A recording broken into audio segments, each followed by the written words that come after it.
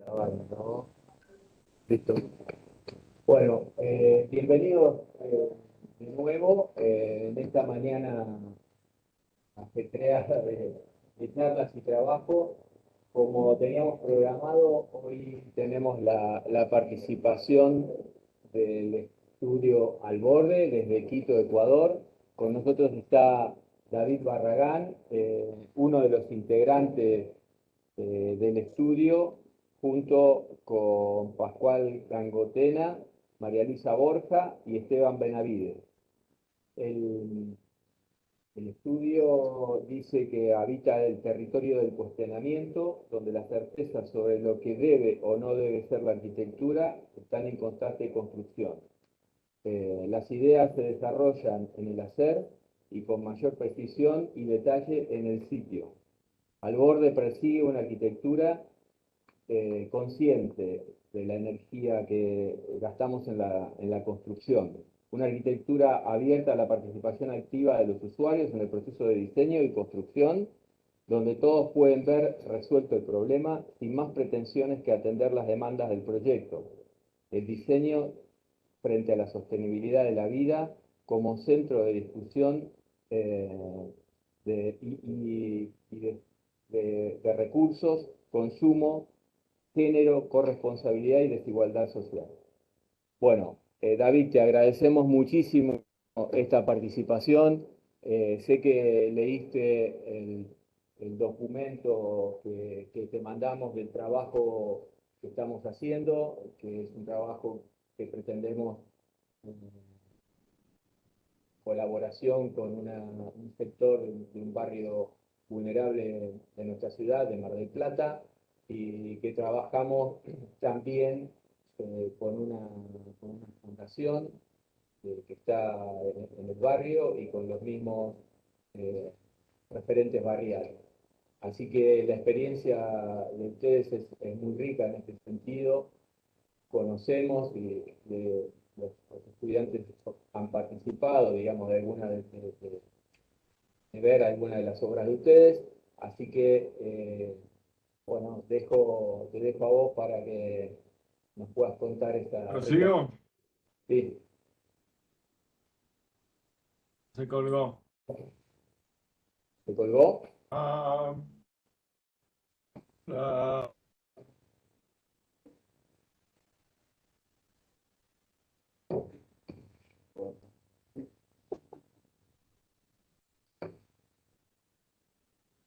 ahí está, creo que se colgó un rato por ahí. Ajá. Eh, bueno, hay una parte que no escuchaste. Al final nomás, algo se cortó por ahí. Bueno, nada, terminaba la presentación un poco tuya de la experiencia en este tipo de trabajos y la importancia que tiene tu aporte para el nuestro. Así que, bueno, todo tuyo ahora. Y muchas gracias nuevamente. Gracias, Eugenio, por la presentación. Hola a todos, todas, ¿cómo están por allá? Es un gusto estar conectado con ustedes, aunque sea un ratito corto. Hace mucho tiempo estuve en Mar del Plata en un evento en el 2014. Así que quienes están en el auditorio, los estudiantes ni siquiera entraban a la facultad en esas épocas.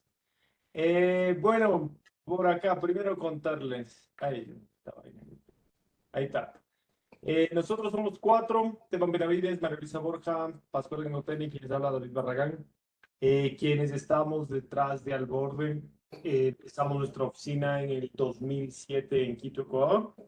Y de lo que me contó un genio que están haciendo ustedes, este trabajo en la periferia de Mar del Plata, básicamente lo que les voy a hablar es sobre el taller Al Borde, que después de muchos años de trabajo nosotros vemos, cuando recibimos una invitación para dar clases en una universidad, ya no damos clases de manera fija acá, sino solo como profesores invitados en distintos lados.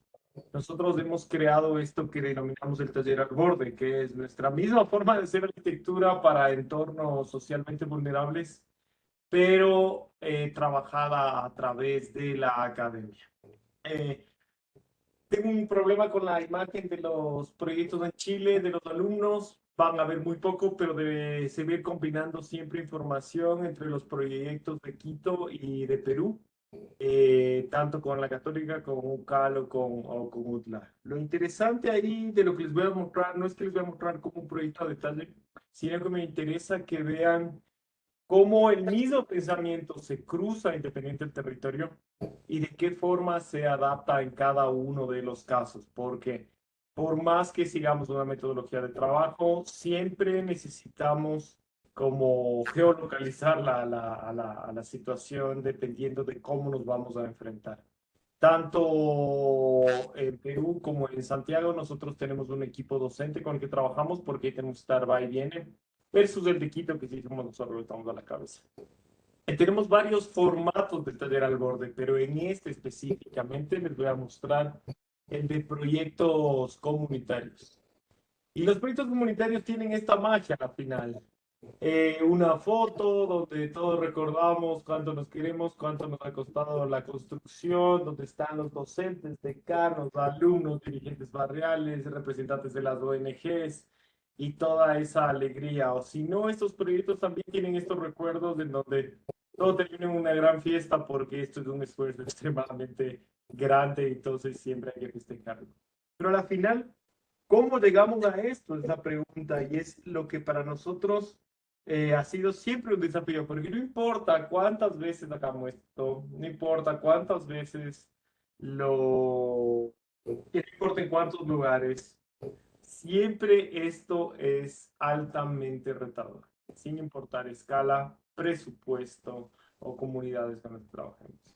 Es un trabajo altamente retador. Entonces, para llegar a esta fiesta y esta algarabía de final, de cierre y de felicidad, eh, es importante entender para nosotros qué tiene valor y cómo nos movemos y cómo seleccionamos los territorios, cómo seleccionamos con quién trabajar.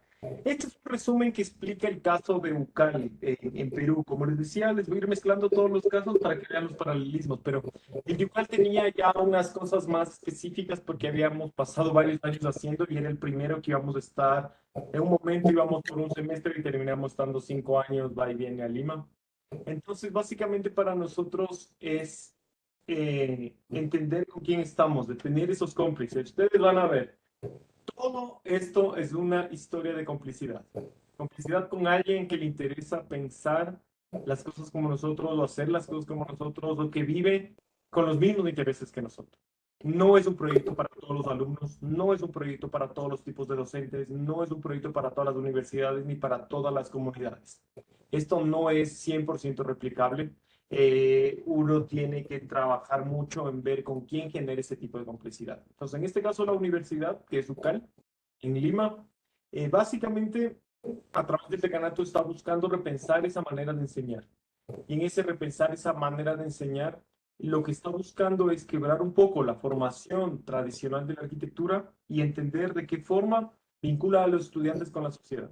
Cuando nosotros tenemos una institución de este tipo, es cuando nosotros sabemos que hay un interés verdadero de trabajar. De lo contrario, si no hay esta apertura, es mejor quedarse en el campus, hacer unos ejercicios estructurales, técnicos, constructivos en los patios del campus y con eso uno está feliz también con ciertos objetivos académicos. Entonces, es súper importante este deseo de que la institución quiera vincularse con la sociedad. Después, acercar a los alumnos a esa realidad, ¿no es cierto? Llevar a eso, llevar esa arquitectura a esos lugares donde más se necesita a través de los alumnos. Insisto, no es para todos. No a todos los alumnos les interesa estar metidos en zonas tan socialmente complicadas. La experiencia es bien choqueante, la experiencia es fuerte y de verdad que no es para todos. No es para todos estar 7 de la mañana en el barrio construyendo un domingo y trabajar muchísimas horas extras fuera del taller. Entonces eso también es como verse uno al espejo y entender si es el tipo de trabajo que uno le interesa o no. Después, en este caso, como les digo, nosotros somos los profesores invitados, entonces, y es por nuestra experiencia en diseño y construcción participativa, que venimos trabajando desde hace mucho tiempo, tanto desde la academia como desde los proyectos directamente en el estudio. Y lo que a nosotros nos interesaba un poco entender era cómo íbamos a movernos. Que eso era lo difícil acá. Entonces, básicamente, nosotros lo que buscábamos, porque siempre existe esta, ahora que son un poco más comunes los talleres en comunidades, hay una institución, un profesor, un taller o algo que quiere salir de esas comunidades y hay una realidad, una comunidad ahí. Nosotros ahora lo que buscamos es tener un puente para incluso agilizar más los procesos. Y ese puente lo vamos trabajando de la siguiente forma. Primero, la institución. Lo que nosotros solicitamos a la institución son profesores locales con experiencia en procesos de diseño y construcción participativa. ¿Sí? No es una cuestión de un profesor entusiasta que quiere construir, no es una cuestión de un profesor o equipo docente que tiene buena habilidad técnica para construir dentro de los talleres. De verdad, el proceso es complejo. Nosotros hay talleres cuando podemos acceder a que nuestro equipo docente esté una socióloga. Nosotros tenemos equipo de sociólogos, antropólogos, dando todo el soporte. Entonces, sí es importante que el equipo docente tenga experiencia y participación. Y para eso, nosotros en el caso de Lima, filtramos muchísimo con quién íbamos a trabajar y en el equipo estaban Semillas, que a la cabeza Marta Macaglia, y ella trabaja diseño y producción participativa de escuelas en la selva. Pueden googlear la Asociación Semillas, tienen un trabajo fantástico, entienden perfectamente todos los procesos de gestión. Insisto en esto porque un taller de este tipo va muchísimo más allá del diseño. Créanme que el diseño es el menor problema y es lo que después más les asusta, pero hay un montón de problemas que resolver antes en estos casos. Y también trabajamos con Intuilab y a la cabeza estaba Hannah Club, donde trabajábamos, donde ella trabaja mucho de la relación del espacio público en la periferia limeña. Entonces, es muy filtrado el perfil porque nosotros íbamos a estar trabajando en la periferia de Lima. Entonces, como que tratamos de cerrar al máximo ese perfil para poder tener todos esos actores mucho más alineados a nuestros intereses ya en el territorio. Después, lo que les decía, con el tiempo entendimos que un puente nos facilita todo. En ese caso, un puente es una organización X, cualquiera sea su figura legal, pero que trabaja en temas de desarrollo social e inclusión en un territorio. ¿Por qué? Porque ellos ya conocen el territorio, ellos ya trabajan ahí, están metidos. En este caso, CESAL es una ONG española, Perú es el reino de las ONGs. eh, y están metidos 15 años en la zona este, si no me equivoco.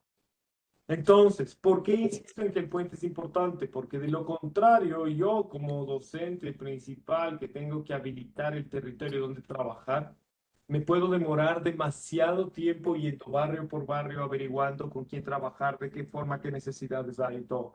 Versus que una organización que ya tiene un trabajo sostenido en el tiempo, en un territorio, básicamente me va a poder habilitar con las personas con las que tengo que trabajar. Porque esto en realidad, si bien el trabajo se realiza en un territorio, se hace con las personas y en realidad lo que importa aquí es las personas. A mí me da lo mismo en qué territorio trabajo. A mí, yo lo que necesito filtrar es la gente con la que voy a trabajar. Y en ese caso, lo que nosotros pedimos es tener una comunidad organizada. Si no tenemos una comunidad organizada, nosotros como arquitectos no tenemos nada que hacer en ese territorio, porque recuerden, nosotros somos arquitectos, no somos nada más, somos arquitectos. Y si la comunidad no está organizada, realmente no tiene sentido meterse en ese territorio.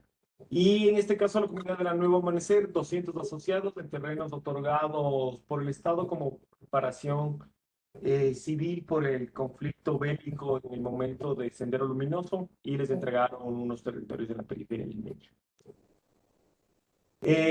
Con eso igual, seguir insistiendo un poco en estas condiciones que nos interesan a nosotros, de insistirles que nosotros somos arquitectos, no somos una ONG, no somos una fundación. Nosotros lo que hacemos es trabajar en proyectos que estén en desarrollo, a los cuales la arquitectura les genere una transformación. Nosotros no podemos dar el seguimiento, nosotros no podemos continuar con el proyecto una vez que acaba la fase de arquitectura. Ya de por sí es muy demandante estar en la fase de arquitectura. Entonces, por eso también nos interesa estar con gente que está metida en el territorio. Si esta ONG está metida 15 años, implica que no solo conoce bien el contexto, sino que sus proyectos seguirán en este terreno, en este territorio, y darán continuidad al proyecto que nosotros hemos apoyado como arquitectos y darán un seguimiento al proyecto. Esto les insisto, la mayoría de proyectos de participación no tienen seguimiento, no tienen continuidad, y es porque desde la arquitectura nosotros ya no podemos hacer más. No somos ni antropólogos, ni sociólogos, ni educadores, ni gestores sociales. Entonces, por eso para nosotros es importantísimo que los proyectos estén con un desarrollo ya muy avanzado, que estén implementados y que sea solo el cambio, el aporte en la arquitectura lo que haga que ese proyecto funcione mejor. De tal forma que el proyecto siga sin nosotros y se mueva sin nosotros. A veces hay algunos que funcionan sin ONGs también muy bien. Lo que nosotros detectamos es que existan proyectos ya caminando. ¿Qué más? Esta ONG, como les digo, nos comparte información de distintas comunidades. Con ellos podemos ir evaluando toda la información hasta que llegamos al territorio preciso donde trabajar.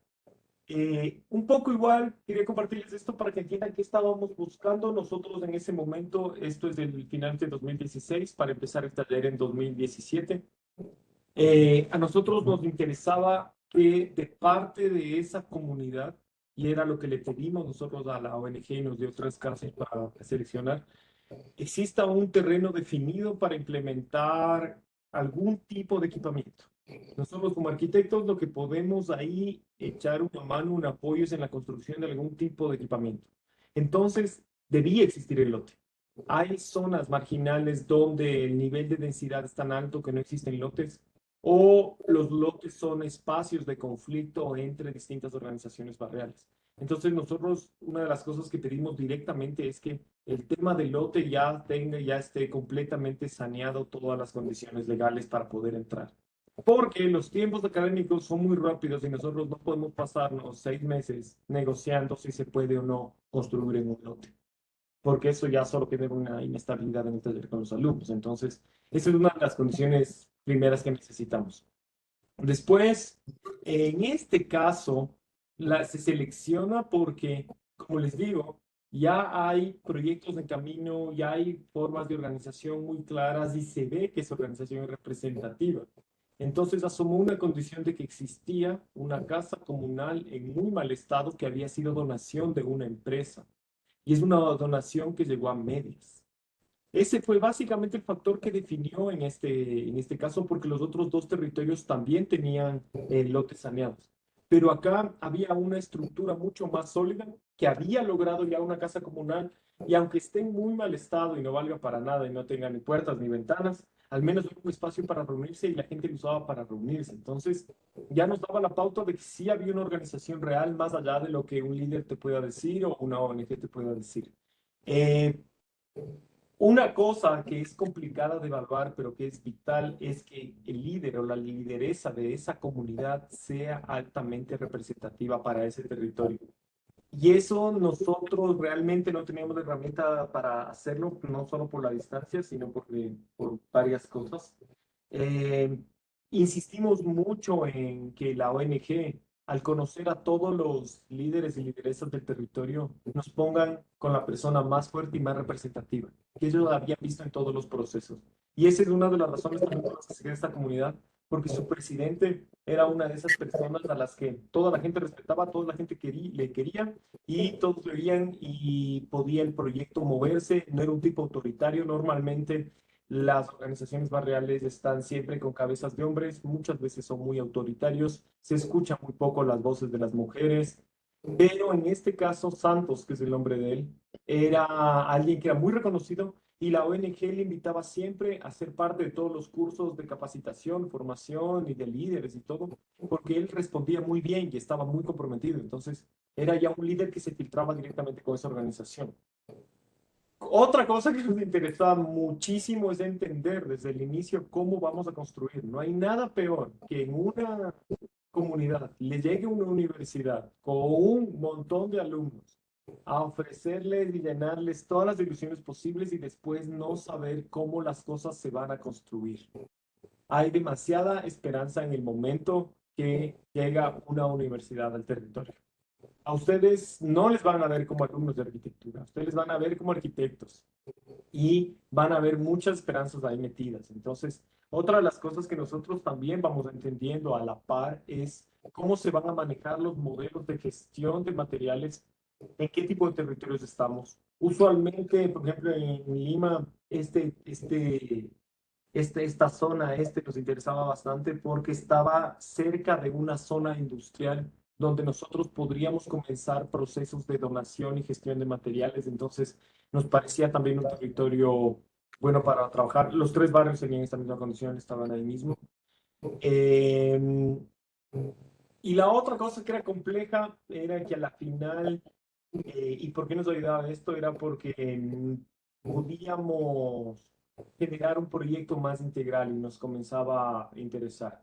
Y después también saber y tener claro que si es un barrio organizado y si hay una necesidad de verdad, eso por favor pongan muchísima atención. Si trabajan en una necesidad que no es de verdad, si trabajan en lo que ustedes creen es bueno para el desarrollo de ese territorio, de seguro el proyecto va a ser un fracaso y de seguro van a tener comentarios como a la gente no le importa, a la gente no se involucra, a la gente no quiere construir conmigo, la gente no participa en este lugar.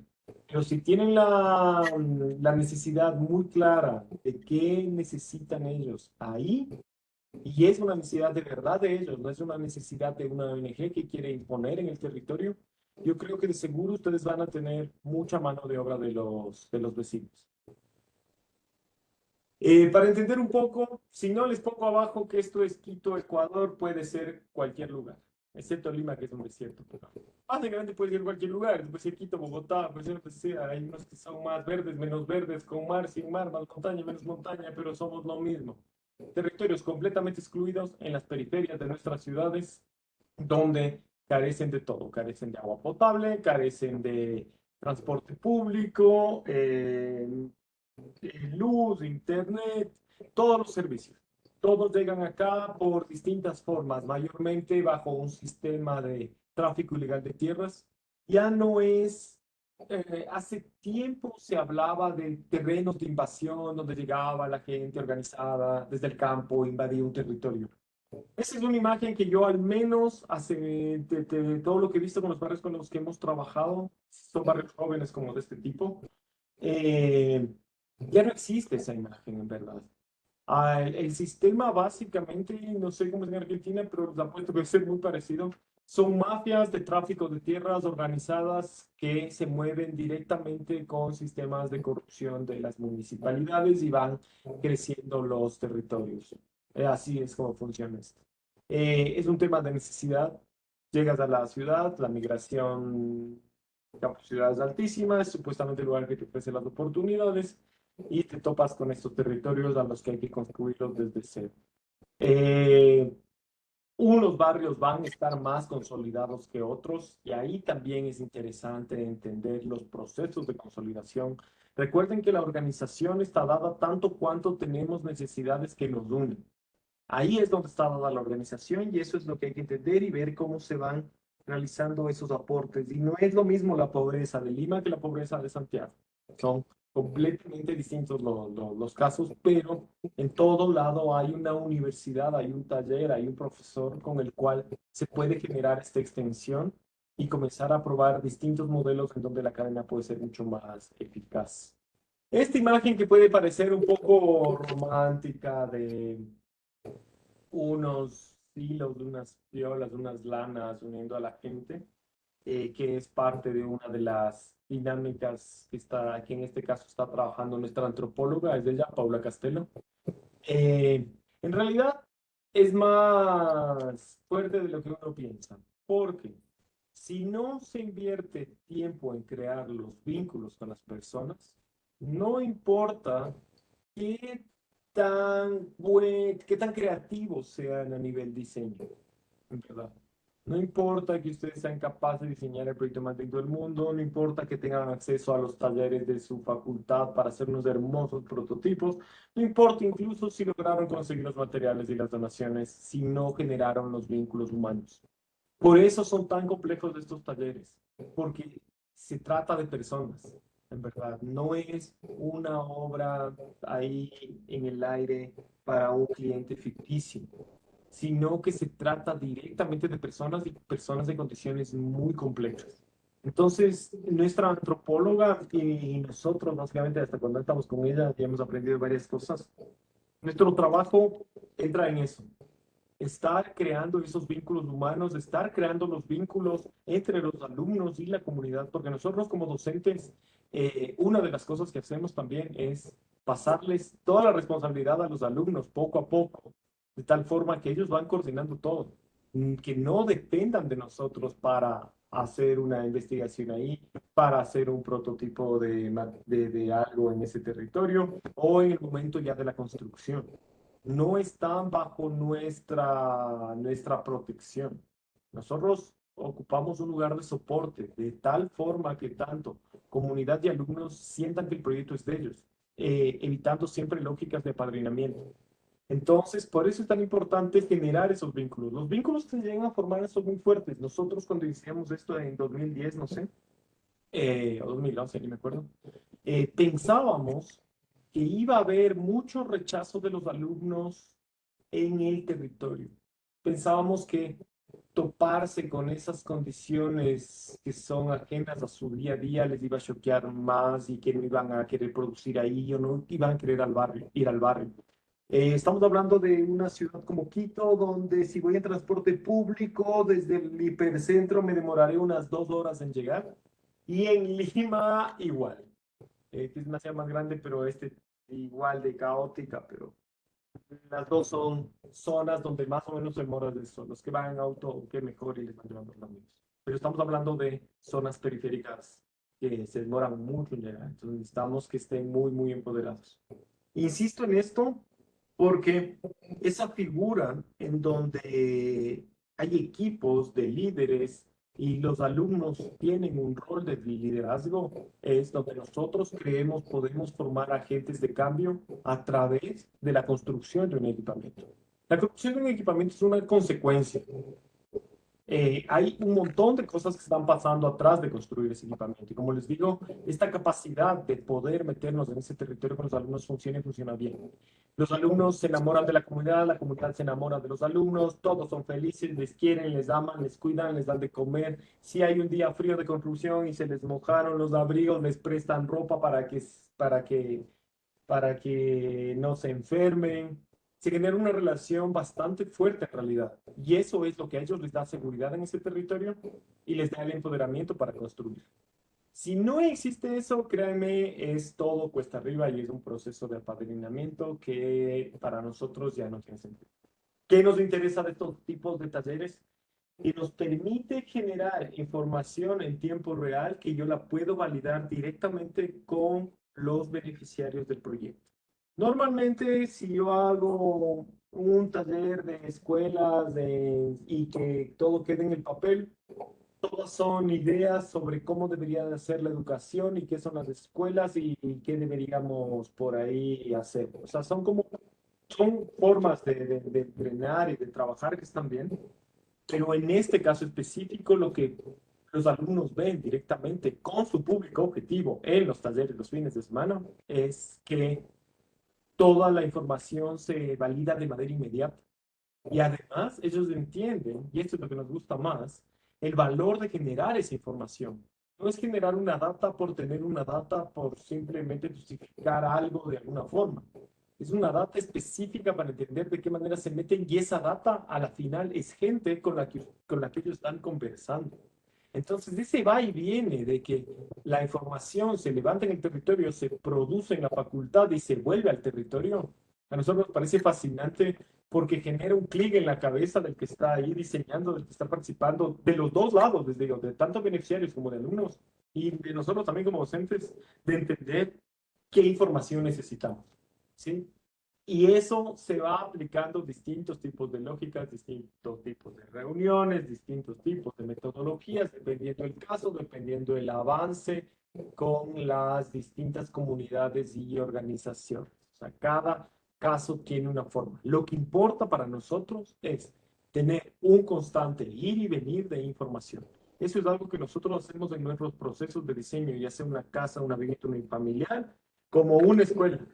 Todo el tiempo estamos con el cliente en un constante ir y venir de información de tal forma que no es una sorpresa. El cliente para nosotros no es que llega, nos contrata, firmamos un contrato y un mes, 2 meses, 3 meses después ve un diseño de una casa. Nosotros no trabajamos de esa forma, sino que estamos en un, como les digo así, como estamos, es exactamente lo que hacemos con los alumnos, lo que nosotros hacemos con la oficina. Y entonces los alumnos van, vienen, van, vienen. Por eso es importantísimo entender qué día la comunidad se reúne, porque ese es el momento en donde nosotros vamos a llegar. Hay comunidades que se reúnen el sábado, entonces la clase será el sábado y serán por general en la mañana. Hay comunidades que se reúnen el domingo, entonces la clase será el domingo. Hay comunidades que se reúnen entre semana, martes a las 6, 7 de la noche, cuando tengan todo el trabajo, la clase se moverá para esa banda horaria. Y eso es importante entender. Nosotros nos adaptamos a la dinámica de horarios de ellos, donde ellos siempre se reúnen. No generamos una no generamos una incomodidad en ese territorio, no les generamos una nueva dinámica, sino que nos adaptamos a su dinámica. Si nos adaptamos a su dinámica, el proyecto fluye muchísimo más rápido y eso es importante entender. Y estar siempre entre el territorio y el aula nos permite ir entendiendo muchísimas cosas. El proyecto se va avanzando en el aula con cosas mucho más específicas de diseño, mucho más específicas de la disciplina, para después siempre volver al territorio, para después siempre volver al territorio en donde se van validando las cosas. Pero en el aula nos permite ir entendiendo esto a otro campo. Entonces, entender que el aula siempre está partido en dos. El aula es la comunidad y el aula es la universidad. Si no entendemos esto, entramos en procesos más complejos. Si vemos solo el barrio como un lugar donde doy información y me voy, va a ser mucho más complejo, ¿no? Para nosotros, el trabajo que hacemos en el territorio, los días que vamos a los barrios, son días de clase. Y que se entienda que esa es nuestra aula. Eso también nos ayuda a generar unas compresiones distintas. Entonces, en las aulas vamos manejando otro tipo de cosas. Y ahora, básicamente, el aula es todo. El aula son las dos que les mostré en Quito, en Perú, o el aula también es virtual. Básicamente, estas son unas imágenes de las correcciones en Chile. ¿Por qué es importante entender todo desde el aspecto social y humano, desde el aspecto de la arquitectura? Porque ahí es cuando podemos ir validando todo y tomando las decisiones y cambiando todo en tiempo real. Si nosotros hacemos este centro comunitario de, sin estar metido en la comunidad, proponemos una estructura de lo que sea, con un techo de lo que sea, y un hermoso proyecto saldrá. Pero funciona así. Los alumnos poco a poco van avanzando sus diseños, ¿no es cierto? Y se va entendiendo el espacio, se va entendiendo las posibilidades de estructura, se va entendiendo procesos de financiación, se va entendiendo algunas cosas. Pero básicamente ahorita temas espaciales es lo que vamos entendiendo en esta parte de la imagen.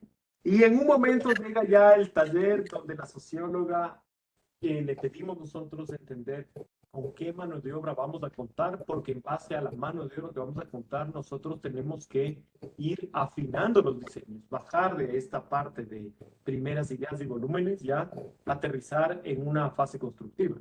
Entonces, curiosamente, hay muy pocos soldadores y mayormente obreros de la construcción y carpinteros. Pero en esta parte estamos en una zona industrial de Quito donde hay muchas empresas de acero. Están las acereras acá.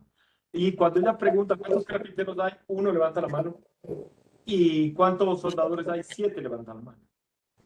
¿Me entienden? Si yo me mando una estructura en madera, tengo un nivel de error altísimo porque solo tengo una persona en la que confiar. Versus que si la estructura es de acero, tengo 7 personas en las que confiar, de las cuales si me vayan a la mitad me quedan 3 o 4, con lo que tranquilamente si mi situación se pone muy compleja por compromisos de cosas que se tienen que ir haciendo, o días o fechas o cosas, a la final me quedo con 2 soldadores de la comunidad, entonces decimos, no, entonces, ¿cuál es la conclusión? Finalmente, ya después de primero entender que espacialmente sí funcionaba lo que querían y entender con qué tipo de personas y capacidades y conocimientos cuento, lo siguiente para los alumnos será desarrollar una estructura en acero. Inmediato. Se dan cuenta, aquí no hay Aquí no hay capricho, aquí no hay una cuestión de a mí me gusta el acero, deberíamos hacer estructuras en acero, yo soy pro aluminio, las estructuras deben ser en aluminio, yo soy de estructuras de madera, deberíamos ser en madera, yo quiero hacer en hormigón porque el hormigón es hermoso. No, ¿me entienden? No hay caprichos aquí, hay pura lógica. Tengo muchos soldadores, gente capacitada en trabajo con acero, voy a trabajar en acero lo más crítico que es la estructura. No hay dónde discutir, aquí las cosas se caen solas. ¿Sí? ¿Entienden? O sea, no hay, nadie en ningún momento se aferró a ningún material ni nada. Todo lo que queremos construir y estamos buscando las formas de construir eso. Así que en su momento empezará su proceso de construcción. Entender que los procesos de construcción participativa se manejan de distintas escalas. En el momento que es algo tan tecnificado como el acero y la soldadura estructural es muy tecnificada, ningún alumno ni nadie de la comunidad más grande de los soldadores va a hacerse responsable de esto. Lo que hacen aquí los alumnos son simplemente afinar todo el proyecto técnico con el ingeniero que nos da respaldo acá. Nosotros siempre tenemos un ingeniero que nos da respaldo y una socióloga que también nos aporta. Eh, entonces, como les decía, aquí los alumnos supervisan. Se encargan de hacer la compra del material que llegue con las especificaciones técnicas que se definió con el ingeniero. Tienen los modelos para que las maquetas para que los soldadores puedan ver exactamente qué vamos a hacer y qué van a hacer. Y porque siempre llevamos maquetas al territorio. Eso en todo caso, si es una casa, una escuela o un centro comunitario. Siempre llevamos las maquetas porque eso permite para los obreros entender mucho más rápido y para toda la gente saber qué estamos haciendo. Pero en este caso, como les decía, los alumnos solo supervisan. Todo el trabajo de madera, los alumnos sí construyen con la gente, construyen la comunidad y los alumnos. Ahí sí se ensucian las manos. El trabajo de vidrio también hemos descubierto que con un poco de explicaciones se logra solucionar. Y el trabajo de albañilería pueden ser buenos ayudantes cargando bloques y mezclando el cemento. Entonces, para cada caso hay que entender cómo los alumnos se involucran. Lo único que no puede haber es que la comunidad va por su lado, los alumnos por su lado. Eso sí puede generar demasiado conflicto en realidad. Pero entendiendo qué tipo de capacidades hay, qué tipo de materiales, qué tipo de riesgos, y se puede manejar muy bien la construcción participativa. Ahora, una de las preguntas que siempre salta cuando nosotros estamos haciendo estos talleres es, ¿a qué demonios le vale a la comunidad que un grupo de alumnos desarrolle 300 maquetas sobre el mismo problema? ¿Sí? Son grupos chicos, ustedes son una universidad pública, entonces sus aulas son muchísimo más grandes, no sé, son 100, 150 ustedes. Nosotros normalmente estos talleres se manejan con 20, 30 alumnos. Son universidades privadas con las que nosotros hacemos esto. Que son las que nos invitan, las públicas nosotros no nos invitan. Entonces, lo interesante de esto es que al inicio, nosotros lo que hacemos con los alumnos es que cada uno, o máximo grupos de dos, porque al inicio hay que desarrollar un montón de variables, porque encima más, hay que construir una cosa en una comunidad, o equipamiento en una comunidad, hay que gestionar la plata, hay que darse todos los tiempos para esto, y además hay que cumplir objetivos académicos, que esa es la otra cosa compleja aquí. Y encima más, hay un montón de objetivos académicos y un montón de herramientas que los alumnos tienen que aprender al final de esto. Entonces, ¿qué nos interesa de tener muchísimas maquetas del mismo proyecto cuando estamos en una comunidad? Que los alumnos vean que no hay una sola respuesta, uno, y que la comunidad vea que no hay una sola respuesta. Que hay miles de formas de enfrentarse al problema y hay miles de posibilidades. Y es fascinante cómo la comunidad en esta primera parte de ideas, donde todos traen una idea en base a los parámetros que ya se han definido antes, la comunidad empieza a discutir muchísimo. Y eso es lo que nosotros necesitamos, abrir el debate. Y se abre el debate en base a cosas que se pueden materializar. Las maquetas es algo muy material que permite entender fácilmente a la gente las cosas. De lo contrario, nos movemos en un mundo de ideas, simplemente en un mundo muy abstracto que la comunidad no interactúa. Entonces, también entiendan que cuando estén en unos talleres participativos con las comunidades, si la comunidad no actúa, es porque lo que ustedes están haciendo todavía es muy abstracto. Imagínense, a veces ni sus papás entienden qué están haciendo ustedes cuando ustedes les cuentan los proyectos, ¿ya? Y eso que ellos al menos están acostumbrados a tener hijas e hijos de arquitectos que les cuenten cosas, les cuenten sus fantasías, pero la comunidad no, la comunidad no está acostumbrada a esto, a que alguien le cuente esas ideas, no está acostumbrada a que venga alguien y pase esos sueños a espacios. Entonces es tremendamente interesante ver cómo a la final nunca hay un proyecto bueno, eso es lo más bonito de todo, sino que el proyecto se va armando de las inteligencias colectivas. El proyecto se va armando de una idea del acceso, no sé, que tuvo una alumna con la idea de la circulación que tuvo el otro alumno, porque eso reflejó mejor lo que la comunidad quería, y se dan cuenta de una u otra forma que hay un momento en que hay que unir todo en un proyecto y que hay que unir con las ideas de quienes más se metieron en el proyecto, quienes más entendieron y son ideas que fueron validadas por una comunidad. Eso nos interesa a nosotros un montón cuando hay, cuando las comunidades ven este montón de maquetas. Además de que es un momento bastante emocionante, porque es como los sueños sienten que ya van llegando. Eh, Se entiende un poco igual oportunidades. Nosotros estamos buscando oportunidades en absolutamente todos los lados. Que haya una casa comunal sin terminarse, sin puertas ni ventanas, completamente, ¿cómo diremos para que no suene tan mal? Completamente mediocre quizá en todas sus condiciones. Igual es una oportunidad. A nosotros nos está ayudando a medir que hay organización porque ellos lograron esa donación. Nos ayuda a medir que esa organización funciona porque por más que sea un desastre de espacio, igual la gente necesita reunirse porque igual tienen varios proyectos en marcha. Y eso es material para nosotros. Eso es material, digo, de recursos. ¿Sí? Esto es recursos. Son paneles de algo con una estructura de algo. ¿Me entienden? Aquí hay recursos incluso. Podrá ser feo, horrible, pero aquí hay recursos materiales que tenemos que usar. Y eso también es parte de lo que todo el tiempo estamos buscando, porque a lo que se van a enfrentar es una escasez gigante de materiales. Y esa casa era una casa comunal hecha en gypsum, paneles de yeso, que tiene este tipo de estructura. Se recicló toda la estructura, se calculó con el ingeniero una nueva estructura que propusieron los estudiantes, se ensambló todo en nuevas piezas y ese será el techo de esta cubierta. Una cosa más, que me estoy corto de tiempo, ya casi son las 12 para ustedes y ya mismo se van de clase.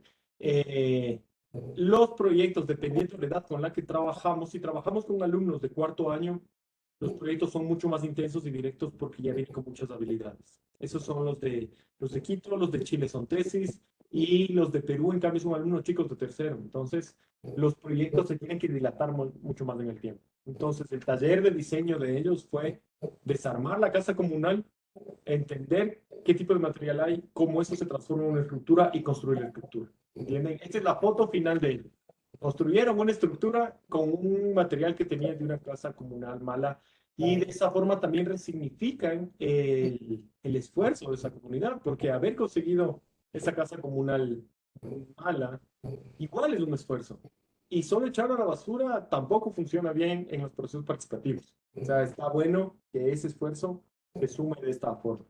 Y así terminaron ellos, lograron techar, lograron tener estructura y el siguiente grupo vendrá, como les digo, son grupos de tercero. En un grupo de cuarto año tienen que terminar todo el piso. No, no, son distintas condiciones, ya sea por edad y por habilidades. Y lo mismo en todos los casos, siempre nos encontramos con pedazos de espacios, pedazos de estructuras, normalmente con muy malas condiciones de cálculo estructural. Esta era la casa comunal a medias. Si hacen un análisis rápido, entenderán que esto en un sismo se va. Nosotros somos una sísmica. Así eran las reuniones bajo el sol en esta casa. Se conserva lo que se puede conservar, los perímetros se refuerzan y la fachada principal necesitaba mayor iluminación. Entonces, a la fachada principal, los alumnos deciden crear esta acción simbólica de bajarla al piso y con eso construir la vereda de acceso. Les digo, todos estos proyectos tienen mucha carga simbólica y es importante entender cómo tomar esos símbolos, porque esos símbolos son los que les van a unir más a la gente. Y ahora ya terminando, esta es una de las casas comunales que hemos hecho con los alumnos. Son un Frankenstein, yo lo entiendo perfectamente. No esperen una estética así minimalista japonesa, sueca, sí, porque todos los materiales están viniendo de miles de donaciones.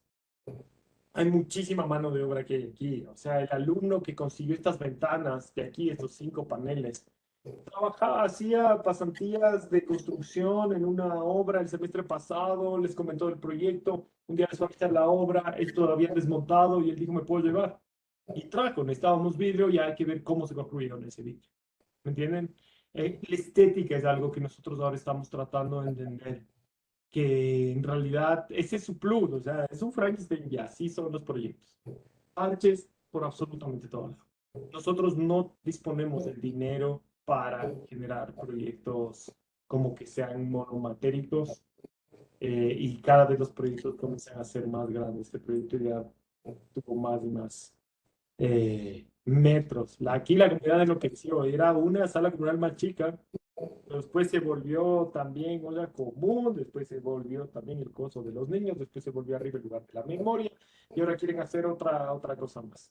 Entonces, también entender, para nosotros también, ese es un modelo que nos interesa. Trabajamos lento en el territorio, no solo porque somos lentos, sino porque el tiempo nos permite entender y evaluar cosas, nos permite entender qué también este lazo con esa comunidad, nos permite entender si estamos haciendo bien las cosas, nos permite entender si es un buen espacio para trabajar, nos permite entender muchísimas cosas de ir así de lento. A veces los proyectos son más rápidos, pero no siempre hay los presupuestos. Entonces, siendo ya dándose edad, creo que aquí paro, quedará para otra oportunidad de contarles más cosas. Con esto cierro lo del taller. Tenía otras cosas por ahí guardadas, si daba el tiempo para contarles más de procesos de diseño, pero esto es exactamente lo que cierra el taller y cómo nos metemos nosotros en esos territorios.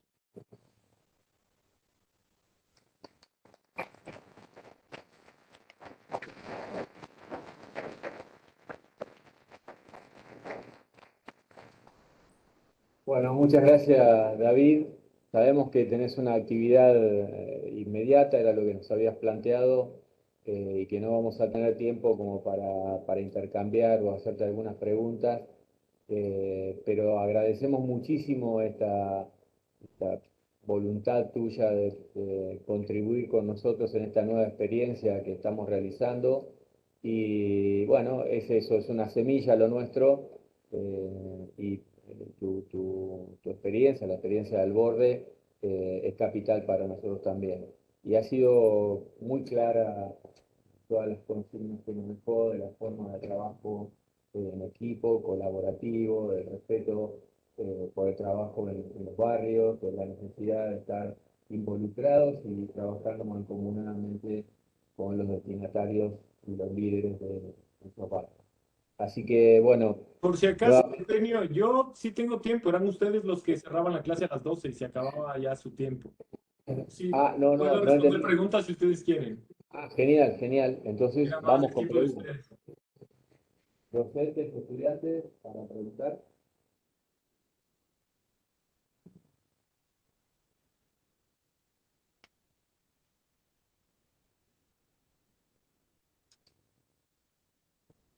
¿Qué pasa tan mucho ahora?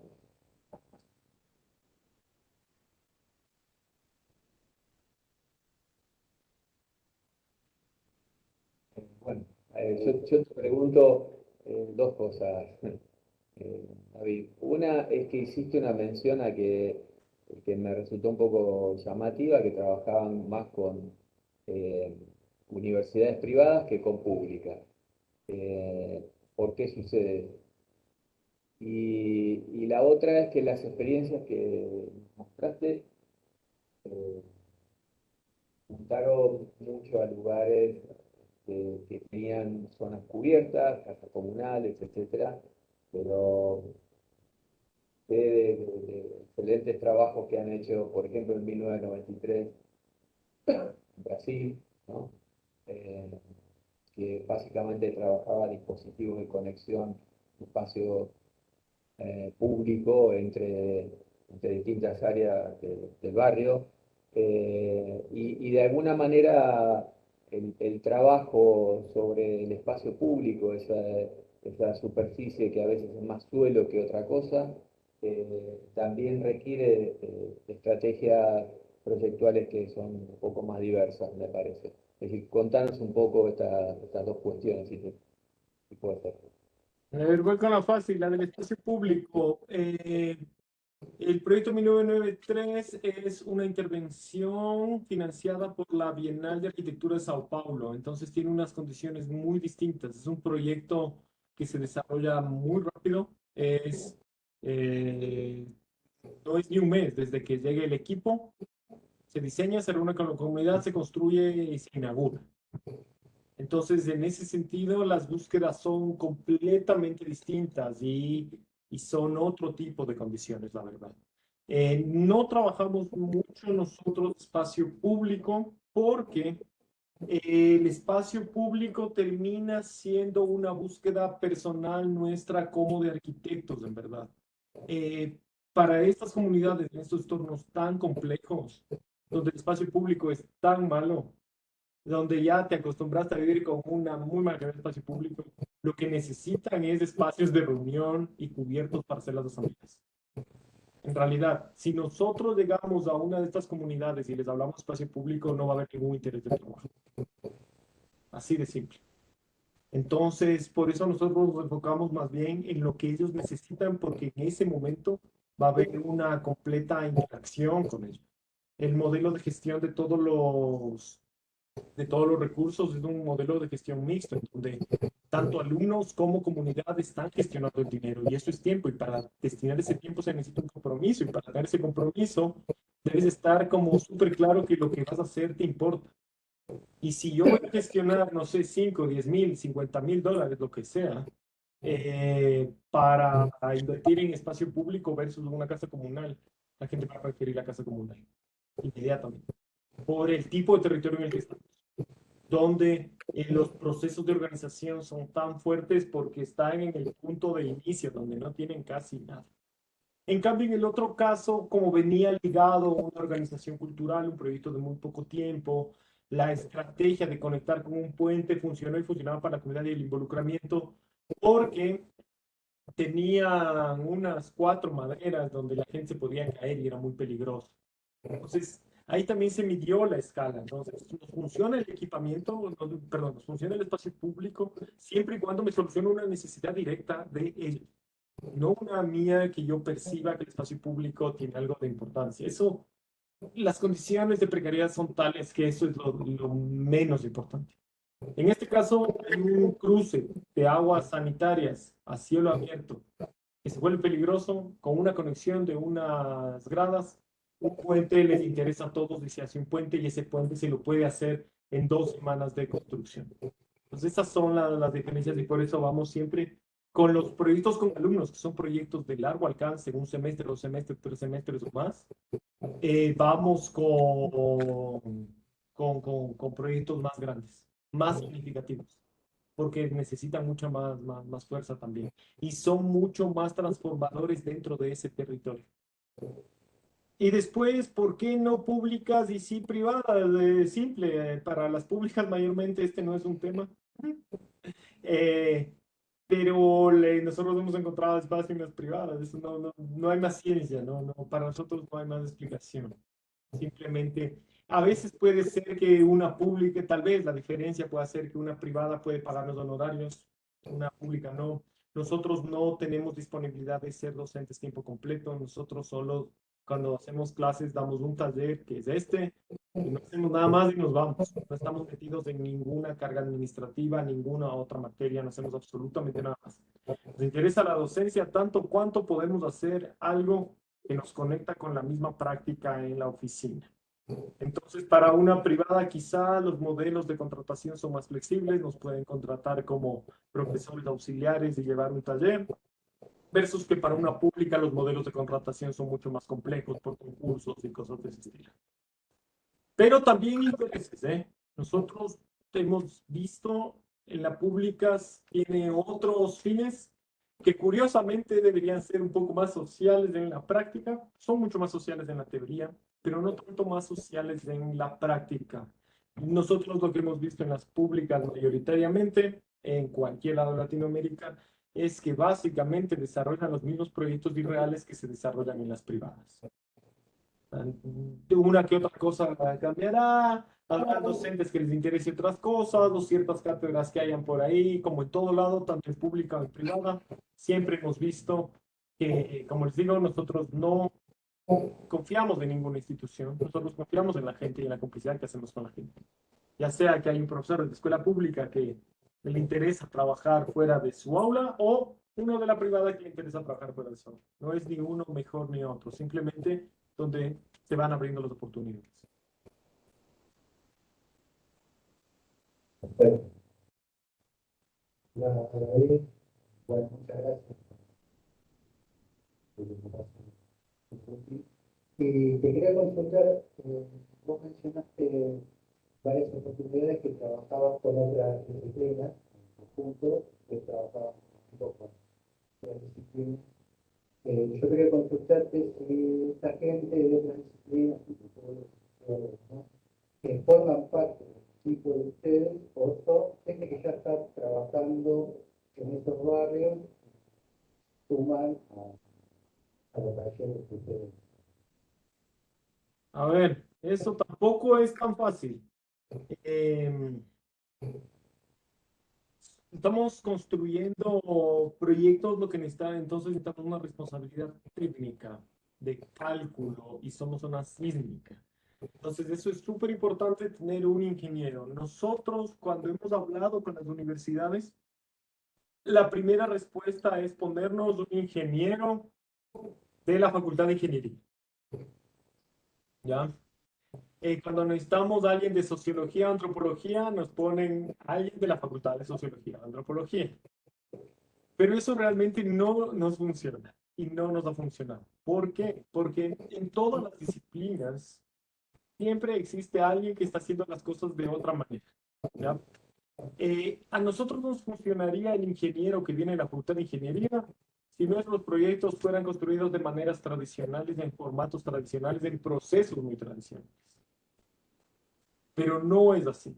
Entonces, por ejemplo, en la Católica logramos, el decano, cuando le logramos explicar esto y le explicamos los problemas que estábamos teniendo con el ingeniero que nos pusieron, el decano logró por ahí una partida de algo, de un invitado, y logró que nuestro ingeniero sea el que calcule el proyecto de los alumnos. Y lo mismo logró con nuestra antropóloga, ¿ah? Porque él tuvo la claridad de entender que así como hay una facultad de arquitectura muy cerrada en sus formas de proceder y en sus formas de entender los procesos y en sus formas muy convencionales de hacerlo, también lo existen las otras facultades. Y que nosotros estábamos básicamente en otra área más experimental, buscando otras cosas, necesitábamos gente que esté alineada a nosotros en otras profesiones. Entonces, eso pasó en Quito. En Perú el caso fue distinto, ya tenemos más experiencia. Entonces, en Perú lo que pasó es que al pedir estar con una ONG, nosotros teníamos el equipo de territorio con nosotros. Esa ONG lo que le dijo a la facultad es, ok, me interesa su proceso, me interesa que vengan los alumnos, yo te pongo la gente de territorio. La gente de territorio nos funcionó bien y mal ahí. La primera persona que estuvo con nosotros funcionó extremadamente bien. Estaba enamorada del proyecto, se llevaba súper bien con la comunidad y hacía todo lo posible para que el proyecto funcione. La segunda persona del territorio que nos pusieron no le interesaba el proyecto mayormente. No molestaba, pero tampoco aportaba. Simplemente iba muy pocas veces o casi nunca al lugar con nosotros. ¿Ya? Entonces, eso sí es importante. Ahí no tuvimos posibilidad de tener una persona de territorio que esté con nosotros de nuestro equipo. Y lo que sí logramos ahí es que la cátedra de ingeniería, la cátedra de estructuras y la cátedra de construcciones estén conectadas con el taller. Entonces, lo que nosotros hacíamos era con los docentes, revisábamos los contenidos, explicábamos por dónde iban, y los docentes con los alumnos calculaban y hacían los prototipos con ellos. Eso nos funcionó en Perú bastante bien. que la cátedra de estructuras y construcciones sea quienes se encargan del cálculo y del taller. Entonces nosotros desde el taller de diseño no llevábamos el prototipado, no sé, de esas vigas, porque en un momento los alumnos prototipan toda la viga para probar las cargas. Eso no llevamos desde el taller de diseño, sino que se llevó desde la cátedra de estructuras y construcciones.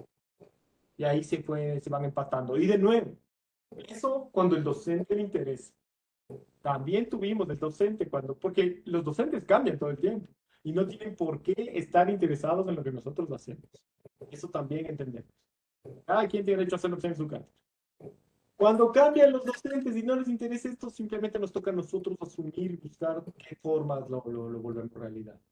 Y en el caso de Chile, que es el más interesante en realidad que hemos encontrado, la universidad se dio cuenta que podía crear una vinculación con la sociedad estructurada desde todas las facultades. Entonces ellos crean una cosa que llaman el IC, que es el Instituto de la Comunidad. Este Instituto de la Comunidad es una institución transversal a todas las carreras. Tiene territorialistas de todos los tipos posibles, historias sociales, antropólogas, sociólogos, y un poco más de geógrafos, un poco más de profesiones ahí, trabajando metidos en los territorios. Entonces ellos se meten en un barrio 5, 6, 7 años, no sé, tienen como ahorita 6 barrios abiertos, levantando toda la data, organizando a todos los líderes, conectando con quienes se puede trabajar. Y las facultades lo que hacen es solicitar la entrada a esos territorios a través del ICE. Entonces hay una cantidad de territorialistas súper bien formados que se encargan de armar todos los vínculos. Medicina entra en cosas puntuales para hacer la campaña de vacunación, no sé, y están ahí, o la campaña de nutrición, lo que sea. Y cada facultad va encontrando de qué forma se mete. En este caso, arquitectura entró con tesis de escala pequeña para que los alumnos vayan construyendo cosas para los grupos organizados del barrio. No sé, una alumna mía se graduó con un, no es huerto, invernadero. Un invernadero para una asociación de mujeres que trabajaba en base a cultivo y compostaje. Que estaba ahí trabajando en el terreno, pero era porque ya hay una institución mucho más arriba, clara, que está articulando todo eso. Entonces depende mucho también de cómo la institución está montada, y por eso les decía, para nosotros lo importante es esa gente que está moviéndose. Nosotros no buscamos estas oportunidades, tenemos un perfil muy claro y más bien vamos buscando o nos van buscando quienes trabajan igual que nosotros.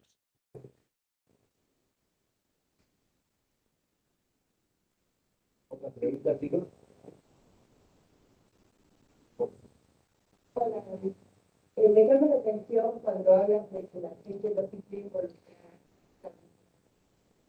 porque cuesta creerlo, si ven una realidad es como lo nota, o a qué se refiere, no se comprometan a hacer el proyecto.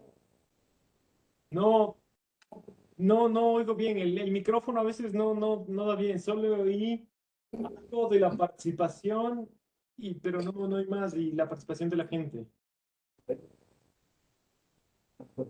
Tal vez eso, cuando Eugenio estaba cerca, ha sido perfecto. Sí, ¿por qué le cuesta a la gente participar en los proyectos? Ya, fácil. ¿Por qué le cuesta a la gente participar? Porque muchas veces no son proyectos para ellos. Son proyectos que vienen de una institución que te dice, la educación es lo que va a cambiar tu vida y si estás educado vas a acceder al desarrollo. Entonces vamos a hacer una escuela, todos van a participar por una escuela, pero mi necesidad en ese momento no es de una escuela. ¿Entiendes? O sea, lo que nosotros nos hemos dado cuenta en los procesos de participación es que el que participa porque esa necesidad estuvo bien detectada. Así de simple. Por eso nosotros no tenemos nunca nosotros no partimos de ninguna tipología. A mí me da lo mismo si hago una escuela, una casa barrial o un centro de producción de mermeladas. A mí no me importa la tipología, en verdad. Lo que nosotros estamos detectando es el proyecto que está en desarrollo al que la arquitectura le funciona. Nosotros, la participación siempre falla en el momento que viene un sistema paternalista, donde te dice, esto es bueno para ti, yo te voy a hacer esto, porque así tu vida va mejor. Cuando el enfrentamiento a la comunidad viene con ese paternalismo, con ese paternalismo de ONG o la caridad de institución religiosa, es cuando todo se pervierte, cuando todo de verdad esos procesos tengan muchísimo cuidado y hasta para saber con quién se meten a trabajar. Ahí es cuando todo no funciona, la verdad. O sea, cuando imagínate lo que es llegar a a un lugar y decirles, les vamos a hacer la escuela, entonces les construye la escuela, pero no hay profesores, entonces, porque no hay un proceso académico ahí. Versus a que llegas, hay una escuela que está cayéndose, hay unos, por lo general, los profes de estas escuelas son como súper comprometidos, entonces trabajas con esos profesores, sus profesores organizan a los padres de familia, la escuela estaba cayéndose, llegan unos arquitectos, unos estudiantes de arquitectura a hacer mejor una escuela, todos se van a meter porque todos los papás quieren que esos niños tengan una mejor escuela. Y los profesores van a destinar un tiempo para organizarse. Entonces, ahí, por eso les digo, lo importante es detectar la necesidad y para nosotros la necesidad está muy ligada a proyectos en desarrollo donde nosotros como arquitectos podemos aportar, hacer lo nuestro y salir, porque no tenemos el presupuesto para estar metidos en el territorio años de años viendo cómo funciona el proyecto y haciendo otra cosa más que no sea arquitectura.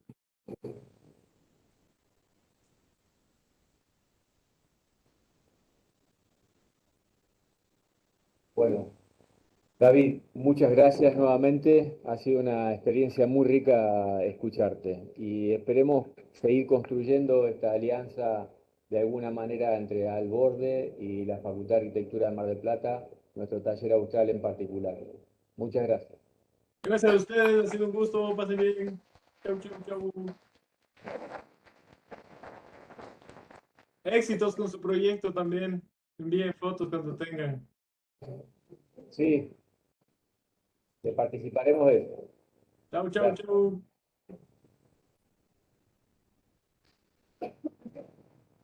Hay que pararle la